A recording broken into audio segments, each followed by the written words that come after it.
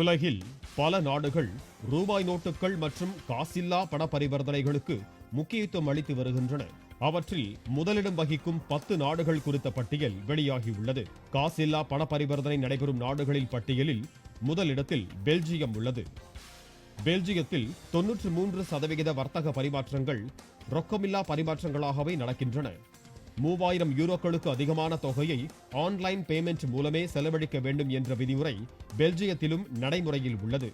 இந்த விதிமுறையை மீறுபவர்களுக்கு 2,25,000 யூரோக்கள் வரை கடுமையான அபராதம் விதிக்கப்படுகிறது. இங்குள்ள மக்களில் 86% பேரிடம் டெபிட் கார்டுகள் இருக்கின்றன. இந்த வரிசையில் 2வது இடத்தில் பிரான்ஸ் நாடு உள்ளது. பிரான்சில் 3000 யூரோ மதிப்புக்கு அதிகமாக மேற்கொள்ளப்படும் பண பரிவர்த்தனைகள் அனைத்தும் ஆன்லைன் வழியாகவே மேற்கொள்ளப்பட வேண்டும். அங்கு மேற்கொள்ளப்படும் பண பரிவர்த்தனைகளில் 92% பரிவர்த்தனைகள் காசில்லா முறையிலேயே மேற்கொள்ளப்படுகின்றன.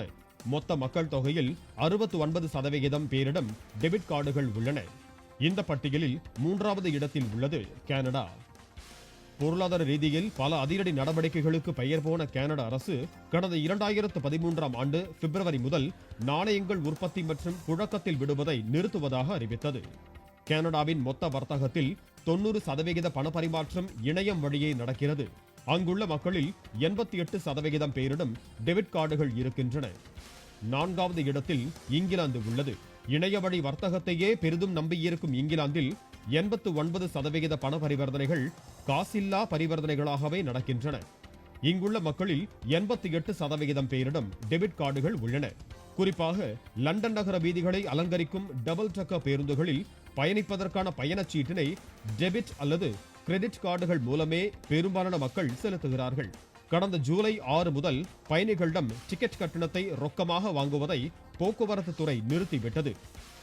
5வது இடத்தில் ஸ்வீடன் உள்ளது. ஸ்வீடனில் கடந்த 2008இல் 110 வங்கி கொள்ளைகள் நடந்த நிலையில் 2011இல் இந்த எண்ணிக்கை 16ஆக குறைந்துள்ளது.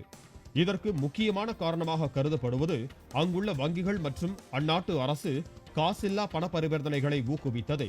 ஸ்வீடனில் மேற்கொள்ளப்படும் பண பரிவர்த்தனைகளில் 89% பரிவர்த்தனைகள் இணைய வழியே மேற்கொள்ளப்படுகின்றன என்பது குறிப்பிடத்தக்கது. 6வது இடத்தில் ஆஸ்திரேலியா உள்ளது. உலகம் முழுவதும் நவம்பர் மாதத்தில் நோ ஷேவ் நவம்பர் என கோஷம் எழுப்பிக் கொண்டிருக்கும் நிலையில் ஆஸ்திரேலியாவோ நோ கேஷ்